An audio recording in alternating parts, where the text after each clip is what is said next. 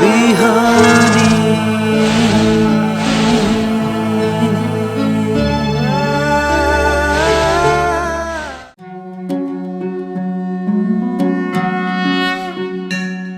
ओम ब्रह्मानंदं परमसुखदं केवलं ज्ञानमूर्तिं द्वन्द्वातीतं गगनसदृशं तत्त्वमस्यादिलक्ष्यम् एकं नित्यं विमलमचलं सर्वदि साक्षिभूतं भावातीतं त्रिगुणरहितं सद्गुरुं तं नमामि। सच्चिदानन्दरूपाय विश्वोत्पत्त्यादिहेतवे तापत्रयविनाशाय श्रीकृष्णाय वयं नुमः। समादरणीय दर्शकवृन्द, इमेज च्यानल को शुभ बिहानी कार्यक्रम मार्फत हामी उपस्थित भइसकेका छौं। हामीले श्रीमद् भगवत गीता को बारेमा निरन्तर विचार विमर्श गर्दै आएका छौं। गीता को 6औं अध्याय को 22औं श्लोक, जहाँ भगवान श्री कृष्णले अर्जुनलाई योग को परिणाम को बारेमा, योगबाट ध्यानबाट प्राप्त हुने सुख को बारेमा र के का निमित्त योग र ध्यान मनुष्य जीवनलाई आवश्यक छन् भनेर अर्जुनलाई उपदेश गर्दै हुनुहुन्छ। योगको निरन्तरको अभ्यासबाट इन्द्रियातीत सुखलाई प्राप्त गर्न सकिन्छ। अब सामान्यतया हेर्दाखेरि हाम्रो साधारण बुद्धिले मात्र हेर्ने हो भने सांसारिक विषयलाई मात्रै बोध गरेको र अध्यात्मलाई बोध नगरेको बुद्धिले सुखलाई इन्द्रियजन्य भनेर परिभाषा गर्छ। इन्द्रियजन्य सुख नै सुख हो, त्यो भन्दा अर्को सुख छैन, अथवा त्यो भन्दा अर्को सुखलाई प्राप्त गर्नको लागि साधना र अभ्यासको आवश्यकता पर्छ भने इन्द्रियजन्य सुख भौतिक वस्तुबाट प्राप्त हुन्छ। भौतिक वस्तुबाट मात्रै पनि त्यसलाई अनुभव गर्न सकिन्छ, तर त्यो क्षणिक हुन्छ। इन्द्रियातीत सुख प्राप्त गर्नको लागि अभ्यास र साधना भइ पुग्छ, सत्चिन्तन भइ पुग्छ, जसले प्रत्येक कर्म र प्रत्येक व्यवहारबाट सन्तुष्टि लिने, आनन्द लिने र समग्र जीवनको भोगाइबाट अन्तिम कालसम्म पनि त्यसबाट सन्तुष्टि लिन सकिन्छ। अब इन्द्रियजन्य सुख र इन्द्रियातीत सुखमा जस्तै एकजना कुनै मानिस रहेछ, त्यो व्यक्तिले आफूसँग केही पनि खानेकुरा थिएन, त्यसपछि आफ्नो भोकलाई बिर्साउनको लागि ऊ खानाको खोजीमा यताउता गयो र कतै गएर चोरेर केही सामान ल्यायो। चोरेर ल्याइसकेपछि त्यो चीज, त्यो वस्तु उसले आफूले खायो। चोरेर ल्याएको चिजबाट, त्यो अन्नबाट उसले आफ्नो भोजन पुरा गर्यो, आफ्नो भोक शान्त गर्यो। अब त्यो भोजन ग्रहण गर्दाखेरि उसलाई जुन भोक लागेको थियो र त्यो भोकमाथि भोजन प्राप्त गर्दाखेरि उसले सुखको अनुभव गर्यो, त्यहाँ आनन्दको अनुभव त गर्यो। तर केही समयपछि त्यो चोर भनेर चिनियो, चोर भनेर पत्ता लाग्यो। त्यसलाई पुलिसले लगे, नियन्त्रणमा लिए र चोरेको हुनाले उसको लागि सजाय पनि सुनाइयो। अब त्यसपछि उसलाई त्यही जुन वस्तुबाट, जुन कार्यबाट उसले पहिला सुख प्राप्त गरेको थियो, आनन्दको अनुभव गरेको थियो, तर पछि त्यही कार्यकै परिणामले गर्दाखेरि ऊ फेरि एउटा चोरको रूपमा समाजमा चिनियो। उसको समाजमा भएको सम्मान प्रतिष्ठा पनि गुम्यो, हराएर गयो, जसको कारणले गर्दाखेरि ऊ फेरि दुखी हुन पुग्यो। अब त्यही इन्द्रियजन्य सुख, इन्द्रियजन्य दुःख, त्यो एक क्षणमा सुख प्राप्त हुन्छ, फेरि अर्को क्षणमा गएर मनुष्यले त्यसैबाट दुःखको अनुभव गर्छ। त्यसलाई भन्दा पनि त्यो वास्तविक सुख अथवा जो इन्द्रियातीत सुख भनेको त्यसपछि दुःखको अनुभव गर्न पर्दैन। जीवनभर गरेका कर्मबाट यदि जीवनको अन्तिम अवस्थामा आइपुग्दा पनि उसले आनन्दको अनुभव गर्न सक्छ, आफ्ना कर्मबाट सन्तुष्टि प्राप्त गर्न सक्छ भने त्यस्ता कर्ममा मात्रै मनुष्य प्रवृत्त बन्नुपर्छ। ती कर्ममा प्रवृत्त बन्ने विभिन्न मार्गहरू, ज्ञानयोगको मार्ग, कर्मयोगको मार्ग, भक्तियोगको मार्ग, ध्यानयोगको मार्ग, यी जुनसुकै मार्ग पनि त्यसका सहारा हुन सक्छन्, त्यसका सहयोगी हुन सक्छन् र त्यसरी मनुष्य अगाडि बढ्नुपर्छ। त्यसो भएर त्यो इन्द्रियातीत अथवा त्यो आत्यन्तिक सुखको अवस्था कस्तो हुन्छ, यहाँ भगवान श्रीकृष्णले अर्जुनलाई त्यही कुराको उपदेश गर्दै भन्नुहुन्छ, यम लब्ध्वा चापरम लाभम मन्यतेनाधिकं ततः, यम लब्ध्वा चापरम लाभम मन्यतेनाधिकं ततः, यस्मिन् स्थितो न दुःखेन गुरुणापि विचाल्यते, यस्मिन् स्थितो न दुःखेन गुरुणापि विचाल्यते। अत्यन्त सुन्दर ढङ्गमा यहाँ भगवान श्रीकृष्णले अर्जुनलाई भन्नुहुन्छ, यम लब्ध्वा चापरम लाभम मन्यते नाधिकम गुणः। यो मनुष्यको स्वभाव कस्तो हुन्छ भने आज एउटा चीज प्राप्त गर्यो, त्यसबाट ऊ खुसी हुन्छ, त्यसपछि त्यो खुसी पूर्ण रूपमा त्यो खुसीको अनुभव गर्न नपाउँदै फेरि के गर्छ, उसले अर्को वस्तुको चाहना गर्छ। अब आफ्नो आवश्यकताको लागि, बस्नको लागि एउटा राम्रो घर बनायो। अब घर बनाइसकेपछि उसलाई फेरि त्यही घरमा बसेर मात्रै उसले सुख प्राप्त गर्न सक्दैन। अब त्यो सुखको लागि उसले त्यो घरसँग मलाई एउटा गाडी किन्न पाए हुन्थ्यो भन्ने लाग्छ।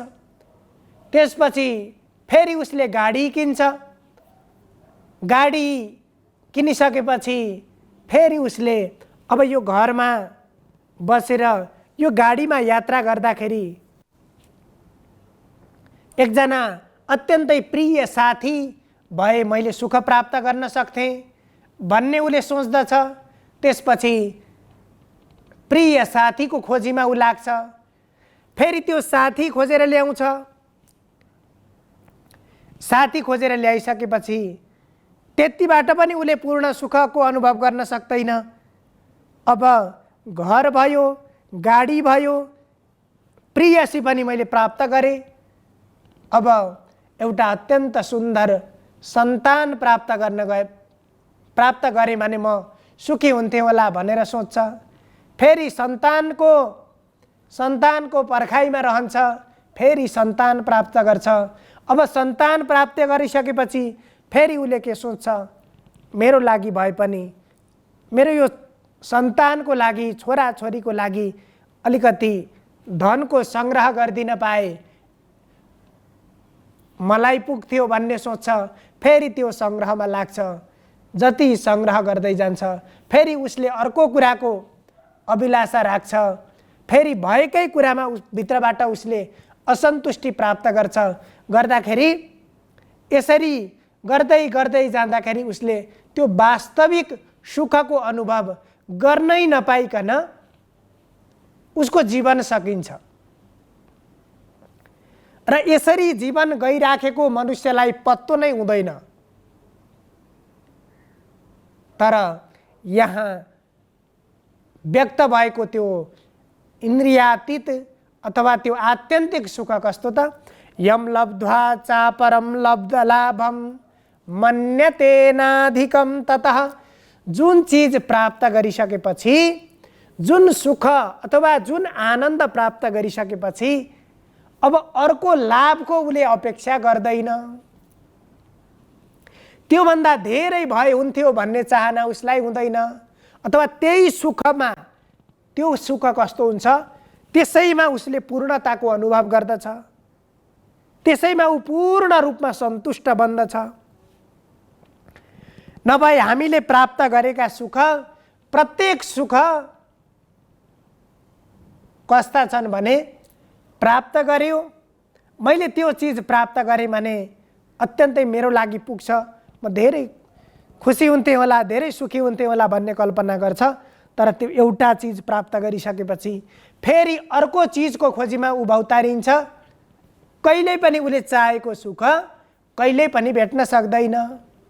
तर यहाँ व्यक्त गरेको त्यो सुख भनेको जुन चीज प्राप्त गरिसकेपछि यम लब्ध्वा चापरम लाभम मन्यते नाधिकम गुणः, जुन सुख प्राप्त गरिसकेपछि त्यो सुख भनेको परमात्माको प्राप्ति रूप सुख। त्यो परमात्मालाई प्राप्त गरिसकेपछि त्योभन्दा पर अर्को कुनै पनि लाभ प्राप्तिको उसले अधिक इच्छा गर्दैन। यस्मिन् स्थितो न दुःखेन गुरुणापि विचाल्यते। अब त्यस्तै गरी परमात्मा प्राप्ति गरिसकेपछि त्यो अवस्थामा जुन योगीले साधनाबाट, योगबाट परमात्मा प्राप्त गर्छ, त्यसपछि त्यो अवस्थामा यस्मिन् स्थितो न दुःखेन गुरुणापि विचाल्यते, त्यो अवस्थामा उसले, योगीले अत्यन्त ठुलो दुःख बाट पनि, त्यो दुःख प्राप्त गरेर पनि, अर्थात् ठुलो दुःखै आइपरे पनि ऊ त्यो दुःखबाट विचलित हुन सक्दैन। यहाँ जम्मा दुईवटा सन्दर्भ आए।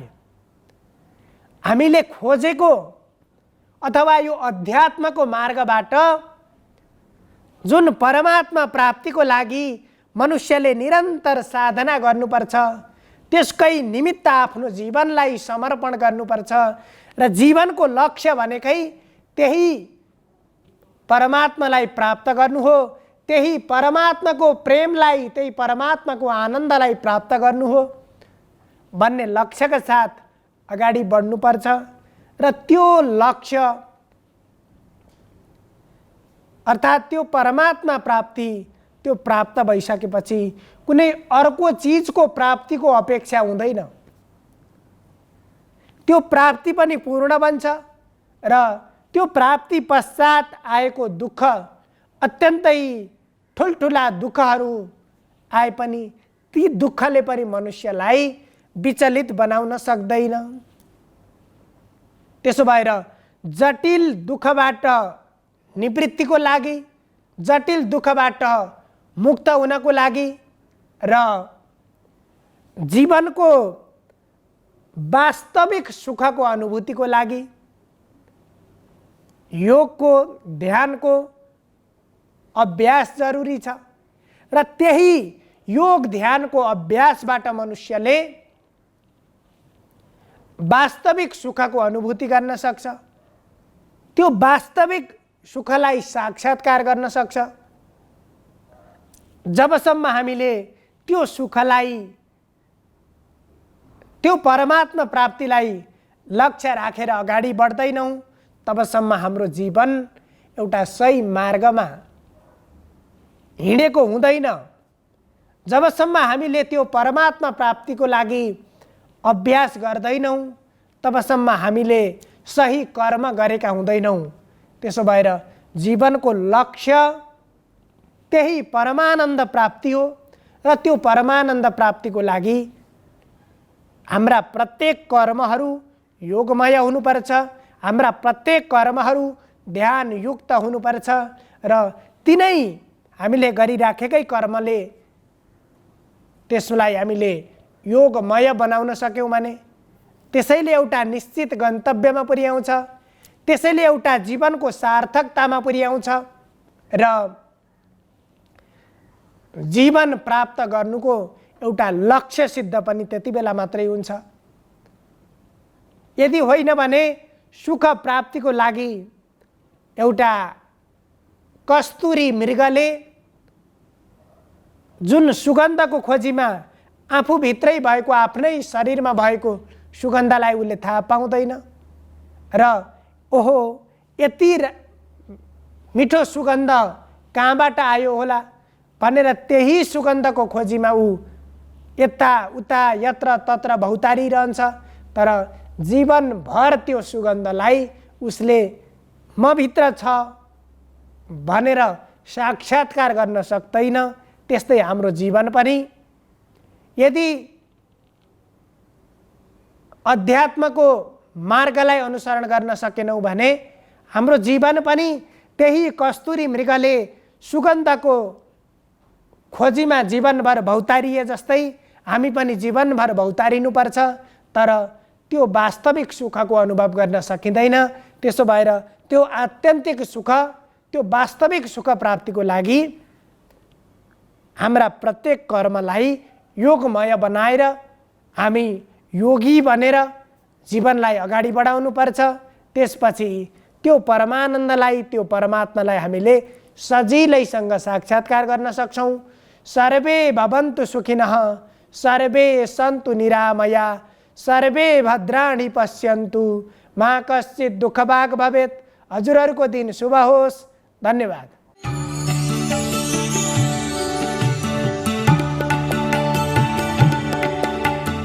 नमस्कार, तपाईको आजमा स्वागत छ। म ज्योतिषाचार्य नारायण प्रसाद भण्डारी सधैँ झैँ दैनिक पञ्चाङ्ग र राशिफलको साथमा उपस्थित भइसकेको छु। आजको दिनको जानकारीबाट सुरु गरौँ। आजको पञ्चाङ्गबाट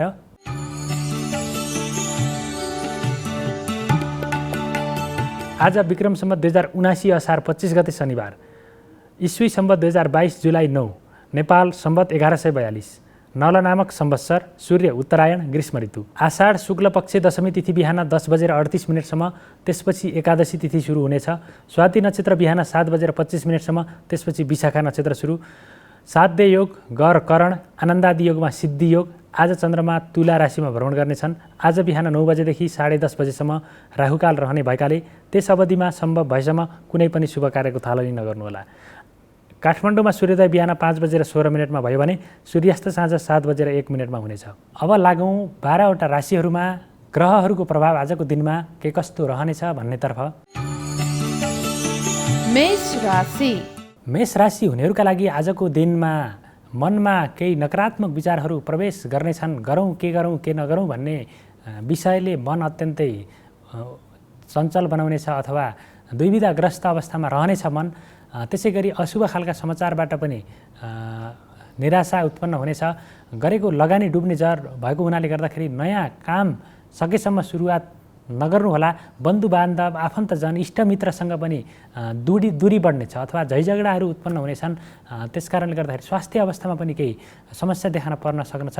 त्यसकारणले गर्दाखेरि खानपान जीवनशैली आफ्नो स्वास्थ्यप्रति सजगतालाई कायम राखेर दिन व्यतीत गर्नुपर्ने अवस्था रहेको देखिन्छ।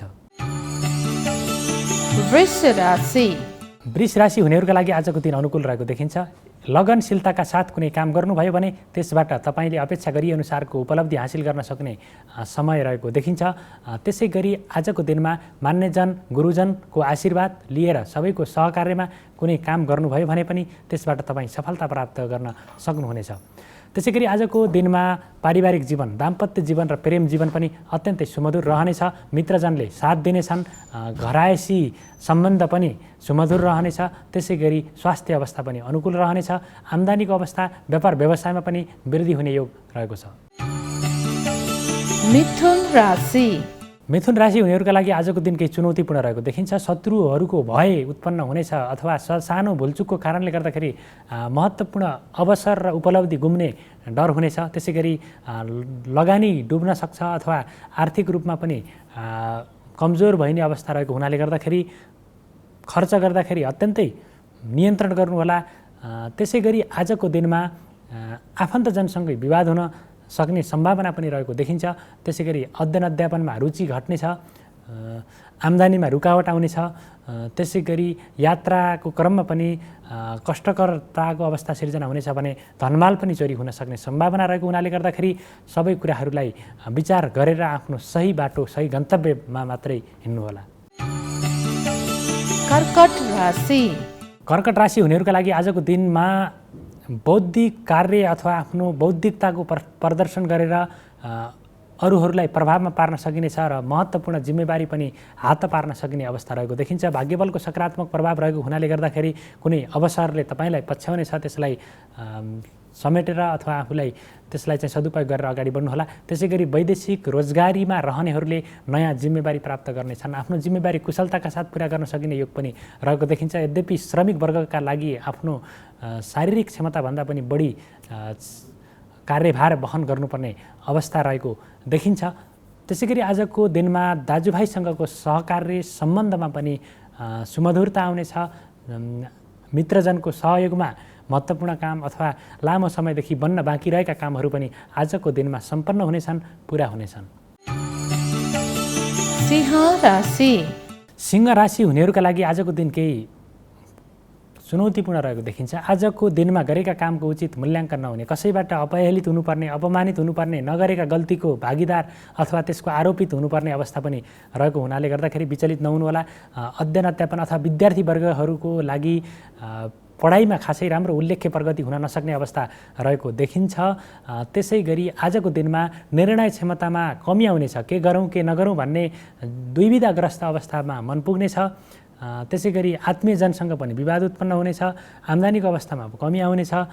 त्यसै गरी प्रशासनिक झन्झट अथवा सरकारी कडी-कडाउ नीति नियमको उल्लङ्घन हुँदाखेरि दण्ड जरिवानाको अवस्थामा पनि पुग्नुपर्ने अवस्था रहेको देखिन्छ। कानुनी कठघरामा उभिनुपर्ने भएको हुनाले गर्दाखेरि नीति नियम कानुनी पक्ष सबैलाई विचार गरेर मात्रै आफ्ना कामहरूलाई अगाडि बढ्नुहोला। उद्दण्डता र आवेशमा आएर कुनै पनि काम नगर्नुहोला। कन्या राशि हुनेहरूका लागि आजको दिनमा मनमा सकारात्मक विचारहरू प्रवाह हुनेछन्। काम गर्ने क्षमता वृद्धि हुनेछ। काम गर्ने उत्साहमा पनि बढोत्तरी आउनेछ। त्यसै गरी भाग्यबलको पनि सकारात्मक प्रभाव रहेको देखिन्छ।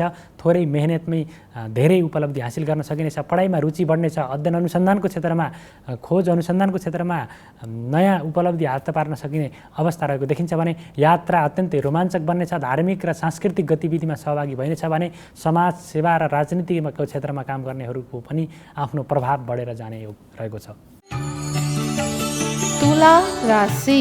तुला राशि हुनेहरूका लागि आजको दिन केही चुनौतीपूर्ण रहेको देखिन्छ। आजको दिनमा महत्त्वपूर्ण खालका आर्थिक लेनदेनमा सहभागी नहुनुहोला। त्यसै गरी विवादको कारण बोलीको कारणले गर्दाखेरि विवाद उत्पन्न हुन सक्ने अनावश्यक क्षेत्रमा धनको खर्च हुन सक्ने अवस्था पनि रहेको छ भने स्वास्थ्य अवस्थामा पनि केही चुनौतीपूर्ण अवस्था देखा पर्ने देखिन्छ। शत्रुहरूको कारणले गर्दाखेरि तपाईँको बन्नै लागेको काम पनि अवरोध हुनेछ। शत्रुहरूबाट चनाखो भएर अगाडि बढ्नुहोला। वृश्चिक राशि हुनेहरूका लागि आजको दिन अनुकूल रहेको देखिन्छ। सकारात्मक सोचका साथ दिन व्यतीत हुनेछ। शुभ खालका समाचारहरूबाट मन प्रफुल्ल हुनेछ। लामो समयदेखि भेट नभएका व्यक्तिहरूसँग भेटघाट हुनेछ। आत्मीयजनसँगको सम्बन्ध अझ बढी आत्मीयता हुनेछ।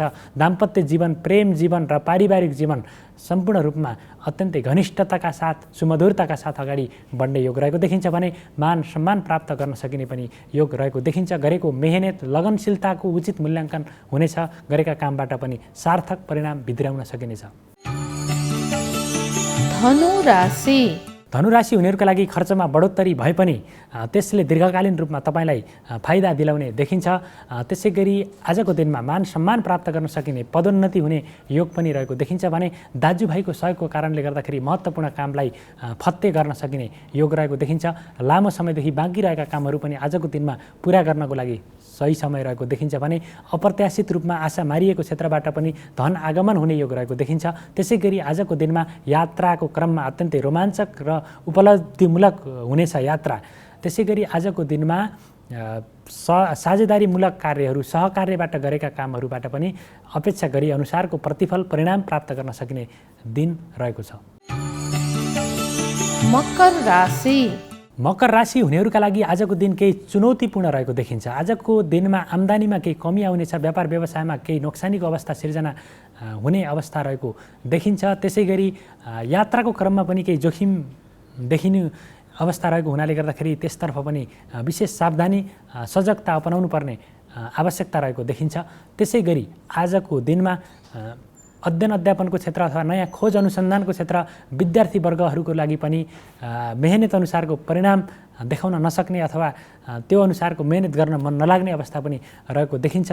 त्यसै गरी कसैको लहैमा अथवा भावनात्मक रूपमा, काल्पनिक रूपमा कुनै मन केन्द्रित हुने र यथार्थ अवस्थाबाट वञ्चित हुने हुँदाखेरि गर्नुपर्ने कामहरू पनि आजको दिनमा छुट्न सक्ने अवस्था रहेको छ। कुम्भ राशि हुनेहरूका लागि आजको दिन अनुकूल रहेको देखिन्छ। आजको दिनमा नयाँ रोजगारीको अवसर प्राप्त गर्न सक्ने योग रहेको देखिन्छ भने मान सम्मान प्राप्त गर्न सकिने योग रहेको छ। प्रशासनिक कामहरू अथवा सरकारी कामकाजमा सजिलैसँग आफ्ना कामहरूलाई पुरा गर्न सकिने दिन आजको लागि रहेको देखिन्छ। त्यसै गरी आजको दिनमा सुखमा वृद्धि हुनेछ। त्यसै गरी शत्रुहरूमाथि विजय प्राप्त गरेर उनीहरूका कदमलाई नियन्त्रण गरेर आफ्ना कदमलाई अगाडि बढाउन सकिने योग रहेको देखिन्छ भने स्वास्थ्य अवस्था पनि सुधार भएर अगाडि बढ्नेछ। खर्चमा नियन्त्रण आउनेछ। आम्दानीमा बढोत्तरी हुनेछ। मीन राशि हुनेहरूका लागि आजको दिन अनुकूल रहेको देखिन्छ। आजको दिनमा भाग्यबलको सकारात्मक प्रभाव रहेको हुनाले गर्दाखेरि थोरै मेहनतमा महत्त्वपूर्ण उपलब्धि हासिल गर्न सकिनेछ। आफूले गरेका कामको उचित प्रशंसा हुनेछ। लगनशीलताको कारणले गर्दाखेरि गरिएका कामहरूले अत्यन्तै सकारात्मक प्रतिफल दिलाउनेछन्। मित्रजनहरूबाट पनि सहयोग हुनेछ, जसको कारणले गर्दाखेरि तपाईँको बन्न बाँकी रहेका कामहरू पनि पुरा हुनेछन्। सुखमा वृद्धि हुनेछ। विलासिताका वस्तुहरूमा मन जानेछ। मिष्ठान्न भोजन प्राप्तिको योग रहेको छ भने बोलीको पनि सकारात्मक प्रभाव बढेर जानेछ। यो त थियो तपाईँको आज अन्तर्गत रहेर 12वटा राशिहरूमा ग्रहहरूको प्रभाव आजको दिनमा के कस्तो रहनेछ भन्ने बारेमा त्यसको संक्षिप्त जानकारी प्रस्तुत गऱ्यौँ। राशिफलमा बताइएको फल जस्ताको तस्तै लागू हुनको लागि हाम्रा कर्महरू पनि सही हुनुपर्छ, सकारात्मक सोच हुनुपर्छ। यदि हाम्रा कर्महरू त्यो अनुसारका भएनन् भने राशिफलमा बताइएको फल प्राप्त हुन सक्दैन। त्यसकारण हाम्रा कर्महरू पनि जिम्मेवार रहन्छन्। कर्महरूमा पनि उत्तिकै निर्णायक शक्ति रहेको हुनाले गर्दाखेरि हाम्रा सकारात्मक कर्मलाई त्यही अनुसार अगाडि बढाउनु होला। यति भन्दै तपाईँहरूको सबैको दिन मङ्गलमय रहोस्। म पनि बिदा हुन्छु। नमस्कार।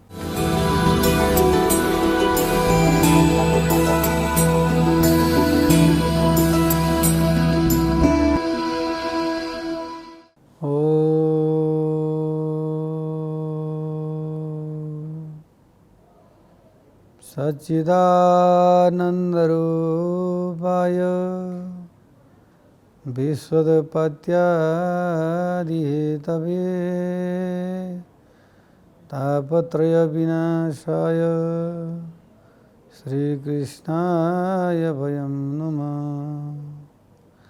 यं प्रव्रजन्तमनुपेतमपेतकृत्यं द्वैपायनो विरहकातराजुहाव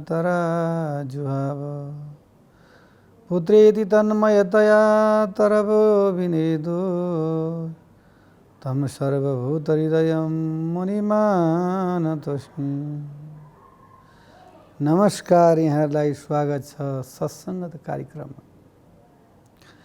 आदरणीय सज्जन भक्तवृन्द, आजको श्रृङ्खलामा नयाँ विषय प्रसङ्ग लिएर उपस्थित भएको छु। यो जगतमा व्यक्तिहरू कहाँबाट आउँछन् र व्यक्ति कहाँ जान्छन्, शास्त्रीय प्रमाण अहिलेसम्म कुनै नासा वैज्ञानिकले पनि यसको तथ्य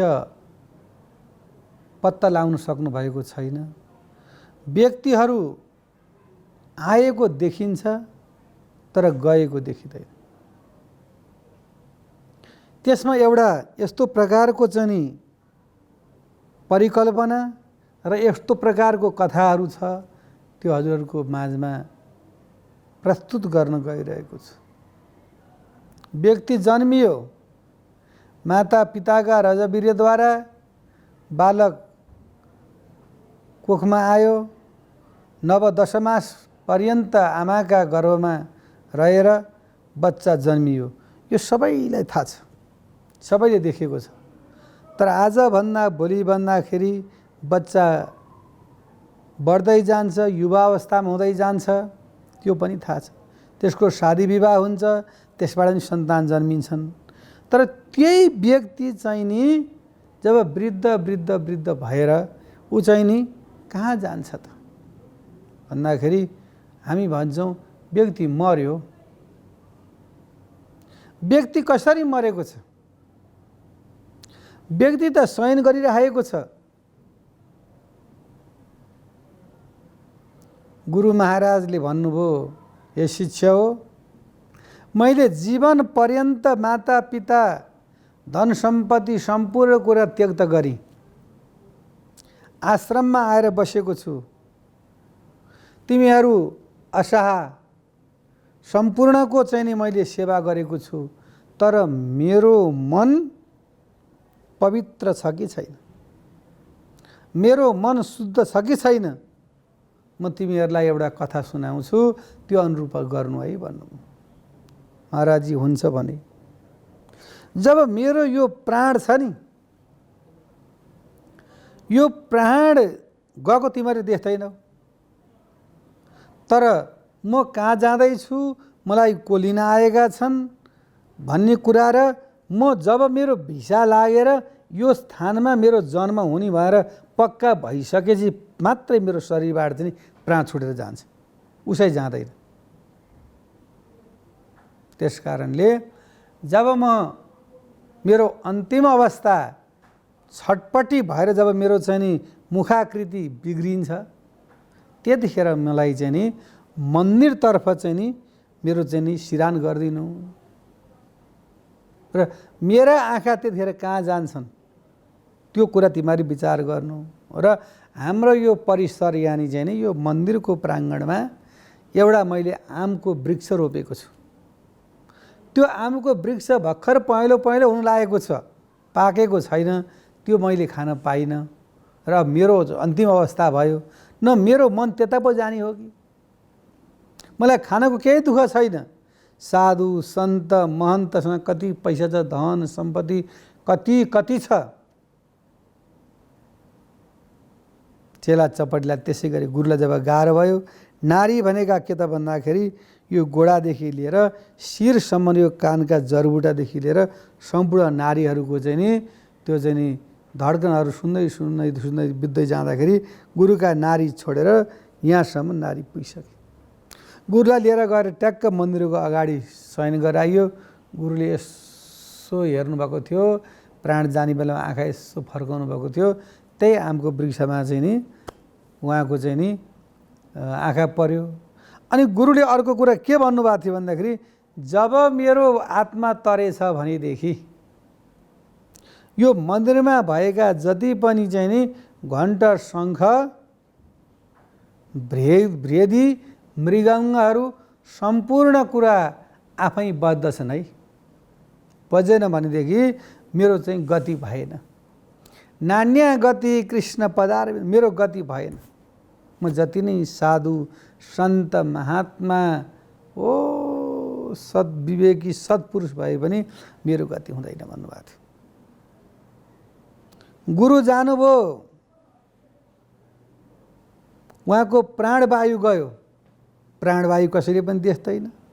हावा चलेको देखिन्छ, देखिँदैन, तर थाहा हुन्छ। वृक्ष जब हल्लिन्छ नि, ऊ हावा आयो भन्ने कुरा थाहा हुन्छ, छालामा पर्सले थाहा हुन्छ, तर त्यसलाई समाउन र देख्न सकिँदैन। कस्तो चिज छ हावा। तब अनि ती जुन तिनका पनि चेला थिए, तिनका चेलाले चाहिँ नि अब रुनु पर्दैन, ल अब रुनु पर्दैन, गुरुको चाहिँ नि दिहा गएर चाहिँ नि कहाँ बस्यो मलाई थाहा छ भन्दा सबै रुन लागे। घरको माता पिता सदस्य जसले चाहिँ नि पालन पोषण भरण पोषण लालन गरेको छ नि, त्यो व्यक्ति विदेशी कसलाई रुन मन लाग्दैन भनेपछि सबै महाराजजी म बित्नुभयो, महाराजजी बित्नुभयो, हाय महाराजजी हाय रुन लागे। त्यो जुन चेलो थियो उत्तराधिकारी, उसलाई चाहिँ मनमा केही पनि चिन्ता भएन। जीवन त शरीर त मरिनै होइन नि। त्यो त गीतामा भने जस्तो कपडा चेन्ज गर्ने हो। आज स्कुलको ड्रेस लायो, भोलि चाहिँ नि पार्टी सुज लायो, पर्सि के लायो, त्यस्तै नै हो जीवन। जीवन त चल्दै जान्छ। यो त साइकल हो, लाइफ साइकल हो। होइन महाराजी बित्नुभयो भनेर रुन लागे। अनि 3 हात 3 बित्ताको शरीर त महाराजीको यहीँ छ, दारी जुवा सबै यहीँ छन्, दाँत यहीँ छ, हातगोडा यहीँ छ, अनि गयो चाहिँ के थियो, रोको चाहिँ के हो भनेर उहाँले प्रश्न गर्दा अब खोइ महाराजी बित्नुभयो, हामीलाई चिन्ता लाग्यो। होइन हेर, यो आत्मा र परमात्मा कसैले कसैलाई पनि जान्न सक्दैन। मोटो पातलो दुब्लो कालो नेप्टो उच्चा चाहिँ नि शिर भएको, उच्चा चाहिँ नि दाँत भएका, त्यहाँ थेप्चे नाक भएका, त्यो एउटा वर्ण प्रकृतिले मात्रै मान्छेले चिन्ने हो क्या। भित्रको आत्मा र परमात्मालाई कसैले चिन्न सक्दैन। त्यसैले नरो, रुनु पर्दैन। मलाई ज्ञान गुरुले दिनुभएको छ, म राजकुमार हुन पाएँ, महन्त हुन पाएँ भएर म नरोको होइन।